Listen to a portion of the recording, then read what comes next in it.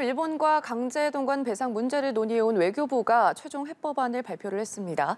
강제동원 피해자 측이 반발 기자회견을 갖고 가해자의 책임을 면책시킨 것이라고 강하게 비판했는데요. 정부의 해법안을 둘러싼 여러 쟁점들을 조진구 경남대 극동문제연구소 일본 센터장과 함께 짚어보겠습니다. 어서 오십시오. 안녕하십니까? 네, 정부가 발표안 함께 듣고 오셨습니다. 우선은 제3자 변제 방식으로 풀겠다 이런 얘기를 했는데 정확하게 어떤 의미입니까? 예, 그 박지인 장관께서 말씀을 하셨는데요. 네. 2018년 10월 우리 대법원 판결에 의해 가지고 우리 피해자들에게 일본 기업이 배상하라고 판결을 했는데 피해 기업들이 응하지 않았어요. 그래서 네. 현실적으로 이미 1965년 한일 국교 정상화 때 맺은 청구권 협정으로 이미 해결된 문제이기 때문에 응하지 않겠다 하는 게 일본 정부와 기업이었거든요. 그렇기 때문에 피해자 구제를 위해서 우리 정부가 행정안전부 산하에 있는 일제 강제 동원 피해자 지원재단이 민간으로부터 자발적인 기부를 받아서 그 네. 재원으로 대신 일본 기업을 대신해서 배상하겠다 하는 게 우리 정부의 공식적인 입장이라고 말씀드릴 수 있을 것 같아요. 특히 공동조성기금으로 미래청년기금을 택한 배경은 뭐라 봐야 할지 궁금한데 우선은 미래지향적인 한일 관계를 생각했다 이렇게 좀 볼 수가 있을까요? 예, 그 우리 정부 입장에 대해서 일본 측이 어떻게 대응할 것인가 하는 거는 아직 뭐 구체적으로 나온 건 없어요. 금방 말씀하신 미래 청년 구상이라는 것도 결국 일본 재계와 우리 재계 사이에 논의가 되고 있는 것이 일부 일본의 언론에 의해서 보도되고 있을 따름이에요. 다만 오전에 오늘 그 국회 참여연 예산위원회에서 네. 기시다 총리는 역사 문제에 관해서는 역대 정권의 입장을 계승하겠다 하는 것을 표명을 했고 또 하야시 외상도 우리 정부의 입장 발표 후에 한일 관계를 정상적인 관계로 되돌리는 것으로 환영한다. 이런 입장을 표명했어요. 네. 그리고 한국과는 여러 가지 과제가 있는데 협력해서 해결해야 할 이웃나라다. 이런 말씀도 했어요. 그리고 우리가 중요하게 생각해야 할 것은 하야시 외상이 그 말씀하신 내용 중에 두 가지인데요. 네. 우리 정부가 발표한 해법안이라는 게 일본 기업의 재단에 대한 자발적인 기부, 이걸 전제로 하지 않는다. 이거는 기존의 일본 정부하고 정부의 입장과 일치하는 것이거든요. 네. 다만 그 뒤에 중요한 것은 일본의 민간인이나 민간 기업이 국내외의 재단에든 자발적으로 기부하는 거에 관해서는 일본 정부가 특별한 입장이 없다. 이번 건과 관련해서도 마찬가지다 이런 얘기를 했거든요. 네. 어떻게 보면은 그렇기 때문에 소위 말해서 우리가 입구론, 추구론 이런 얘기를 하는데 우리 재단에 대해서 먼저 우리 이 민간의 자발적인 기금으로 기부금으로 보상을 하지만 향후에 일본 정부가 일본 기업이 자발적으로 기부금을 내는 데에 대해서 관여하지 않겠다는 걸 간접적으로 표명한 것으로 이렇게 볼 수가 있어요. 네. 그런 의미에서 본다면 지금까지의 일본 정부 기업이 견지해왔던 입장과는 조금 차이가 있다고 말할 수가 있을 것 같습니다. 네. 문제는 피해자 단체는 반발을 하고 있다는 상황입니다. 우선 제3자 재원을 만든다고 하더라도 피고 기업이 어느 정도 참여를 해야 되는데 그게 되지 않았다. 그런 얘기가 나오고 있거든요. 이 부분은 어떻게 보십니까? 금방 말씀드렸다시피 이 문제를 둘러싸고는 한국 정부와 일본 정부 네. 또 일본 그 사법부와 한국 사법부의 입장이 정면으로 배치하고 있어요. 달라요. 다시 말씀드리면은 일본 정부와 사법부의 경우는 이미 1965년 한일 청구권 협정으로 해결되었다 하는 거예요. 특히 그러면서도 과거 식민 지배 시대에 있었던 그 강제 동원의 문제의 경우는 강제성이나 인권 침해의 부분이 없는 것은 아니다. 다만 이거를 소송을 통해서 구제받을 수 없다 하는 게 일본 정부의 기본적인 입장이었거든요. 그런 일본 정부의 입장을 견지하면서 한국 정부의 노력에 대해서 소위 한국에서 요구하는 상응하는 성의 있는 조치가 어떤 게 가능하냐. 조금 네. 앞으로 한 발자국 좀 나아갔다고 할까요? 어떻게 보면 앞으로 이제 구체적으로 일본 정부나 기업이 발표할 것으로 보이지만 조금 한국 정부의 성의, 노력에 대해서 호응하려고 하는 노력의 일환이 아닐까 하는 그런 평가도 가능하다고 생각합니다. 네. 한편 이번 기금 설치와 더불어서 1998년에 발표했던 김대중 오부치 공동선언을 발전적으로 계승하겠다 이런 입장을 내놨고 일본 외무상 쪽에서도 이거를 그대로 계승하겠다 이런 입장을 내놨거든요. 이건 예. 어떻게 좀 보세요? 그러니까 일본 정부는 지금까지 전쟁과 식민지 지배로 인해서 이웃나라한테 많은 피해를 줬는데 네. 이와 관련해서 정부 측이 많은 담화를 냈어요. 1995년 8월 달에 무레야마 담화, 금방 말씀하신 1998년 10월에는 김대중 오부치 선언에서도 네. 한국이 일본의 식민지 지배를 받으면서 다대한 그 피해와 고통을 입었는데 이에 대해서 통절한 반성과 진심 어린 사죄를 하겠다고 오부치 이 당시 총리가 말씀하셨고 이에 대해서 이러한 그 역사인식 표명을 김대중 대통령은 진지하게 받아들이고 평가한다. 네.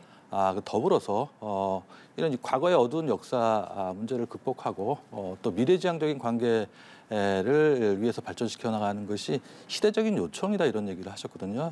과거에 좀 구애받지 않고 미래지향적인 관계 발전을 위해서 양국이 노력하자 하는 것에 양 정상이 합의했다고 볼 수 있어요. 그런 네. 의미에서 지금 현재 윤 정부가 말씀하고 있는 그런 것들도 김대중 오부치 정신에 부합하는 것이다 이렇게 말할 수가 있을 것 같아요. 알겠습니다. 자, 우선은 일본에서는 현실적인 것보다 내실화를 했다 이런 입장을 좀 들어봤는데 우선 어떻게 들으셨습니까?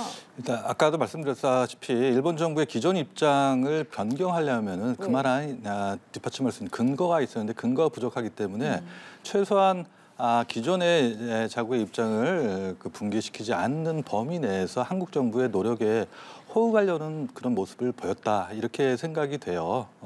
네. 그런 의미에서 본다면 좀 전에 그 이영채 교수가 말씀하신 대로 일본의 외교적인 압승이다 이런 평가라는 건 좀 지나친 것 같고요. 네. 오히려 어떻게 보면은 이제 사실상 볼이 일본 측에 넘어가 있다고 말할 수가 있어요. 한일 정상회담이 열린다 혹은 한일 외교장관 회담이 열린다고 한다면 이 문제에 대해서 구체적으로 어디까지는 아니지만 구체적인 언급은 아니지만 이 문제에 대한 언급을 피해서 갈 수는 없거든요. 네. 그런 의미에서 본다면은 일본 정부도 커다란 부담을 느낄 수가 있고 일본 기업의 입장에서도 마찬가지예요. 그 일본 제철이나 미쓰비시 중공업이라는 게 강제동원 피해자 강제동원을 했던 주체의 일부거든요. 그런 네. 의미에서 보면 대표에서 사죄한다는 거는 좀 맞지 않는다고 판단을 했을 거예요. 그래서 우리 입장에서 본다면은 이 대법원 판결에 대해서 기업이 책임을 인정하고 사죄하고 배상하면 좋았지만 기존의 일본 정부와 기업의 입장에서 그럴 가능성이 없는 상황이 계속되다 보니까 우리 정부는 그 안에서 가능한 범위 내에서 우리 정부가 좀 구체적으로 또 적극적으로 해결을 위해서 노력하자. 네. 그런 방안을 내놨다고 이렇게 평가를 할 수 있을 것 같아요. 알겠습니다. 향후에도 일본 기업이 재단을 통해서 기부할 가능성에 대해서도 궁금한데 현재 분위기로 봐서는 추가 외교력을 투입해서라도 좀 설득을 해야 될 가능성이 커 보이거든요.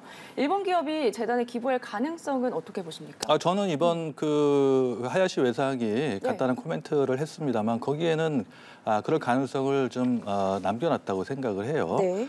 다시 말씀드리면 일본 민간이나 일본 민간 기업이 국내외에서 자발적으로 기부하는 거에 대해서 일본 정부 특별한 입장이 없다. 이제까지의 일본 정부의 입장과는 좀 배치되는 거거든요. 그렇기 때문에 일본 기업의 기부라는 게 전제가 되지 않는 한국 정부의 해법 발표이지만 향후에 충분히 그런 가능성을 열어놓고 있기 때문에 저는 앞으로 일본 제철이나 미쓰비시 중공업을 포함해서 일본 기업이 충분히 자발적으로 기부를 할 수 있는 여지는 충분히 있다고 생각합니다. 네, 충분히 여지가 있다 이렇게 말씀을 해주셨는데 국내 기업들의 재원 출연도 순조롭게 진행이 될지 이 부분도 관심이 모아지고 있거든요. 현재 포스코 등 16개 청구권 자금 수혜 기업이 있는 것으로 알려지고 있는데 포스코에서는 공식 요청이 오지 않았다. 하지만 요청이 오면 적극적으로 수용하겠다 이런 입장을 내놨거든요. 네. 이 부분에 대해서는 어떻게 보십니까? 이미 포스코는 우리 그 행안부의 재단에 100억 정도의 출연을 약속한 적이 있고 네. 이제 한 60억 정도는 이미 출연을 했어요. 그렇기 때문에 나머지 40억도 출연을 검토하겠다는 그런 의미고요. 또 2005년 8월 달에 당시 노무현 정부에서 한일회담 문서를 공개하면서 민간 공동위원회라는 게가 있었는데 그때도 그런 얘기를 했어요. 네. 이 1965년도에 한일 청구권 협정으로에 의해서 우리가 일본으로부터 받은 우상 3억 달러 안에는 개인 청구권 혹은 국가가 갖고 있는 청구권 여기에 더해서 강제동원과 관련된 내용들, 피해 보상에 관한 내용들이 포함되어 있는 것으로 생각한다 이렇게 했거든요. 네. 그리고 그 이후에 특별법을 제정해서 우리 정부가 지원을 한 바가 있어요. 그런 의미에서 본다면은 지금도 우리 정부가 지금 제시하고 있는 방안이 그 연장선상에 있다고 해도 과언이 아니에요. 그래서 과거에 좀 우리가 가난하고 그랬을 때는 나서서 우리 국민들한테 지원할 수 있는 그런 여력이 없었지만 네. 이미 우리는 뭐 세계 경제 10위권 안에 드는 경제 대국이 되었거든요. 그래서 우리 국민의 그런 아픔 이런 것들을 금전적인 측면에서도 보상할 수 있는 능력이 있다고 생각을 해요. 피해자 측의 강한 반발은 제기가 되고 있습니다. 우선은 현실적인 한계 속에서 나온 거지만 이해는 되지만 다수의 호응을 얻을 수 있을지 그거는 의문이거든요. 그렇죠. 그 박진 장관께서 2월 28일에도 피해자 유족들을 만나셨어요. 또 그 네. 이전에도 만나셨고 민간협의회라는 것도 4차례 개최를 했습니다. 그래서 다양한 의견을 수렴을 했는데 피해자와 유족 혹은 뭐 지원단체들 사이에도 의견이 완전히 일치되어 있는 건 아니에요. 네. 그렇기 때문에 우리 정부가 하는 해법에 대해서 찬성하는 분들도 있고 반대하는 분들도 있거든요.